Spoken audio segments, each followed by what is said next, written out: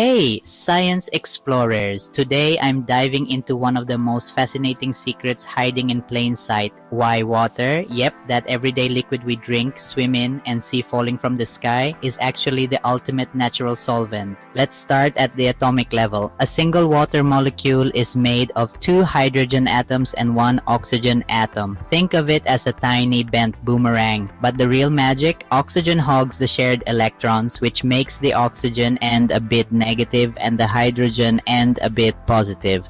This gives water its superpower polarity. Now, why does polarity matter? Imagine mixing salt into water. Salt is made of positive sodium ions and negative chloride ions. The positive side of water's molecules gets cozy with chloride, while the negative side hangs with sodium. Water surrounds each ion, pulls them apart, and bam, you've got a solution. That's called dissociation. But it's not just salt. Water's polarity lets it dissolve a ton of other stuff like sugar, alcohol, and even gases. That's why you can stir sugar into your tea, or why carbon dioxide can dissolve in the ocean.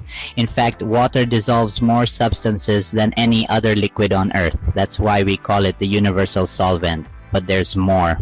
Water molecules love to form hydrogen bonds. Think of them as tiny friendly handshakes between molecules. Each water molecule can make up to 4 of these bonds with its neighbors, creating a network that's surprisingly strong for something so small. This is why water has a high boiling point, why drops stay round, and why bugs can walk on ponds. Hydrogen bonds also help water dissolve things better because they let water surround and tug apart even more kinds of molecules. And in living things, water acts as the main stage for life's chemistry. It carries nutrients in our blood, helps plants suck up minerals, and even regulates our temperature. Here's the bottom line. Without water's unique properties, its shape, its polarity, its ability to make hydrogen bonds, life as we know it just wouldn't work.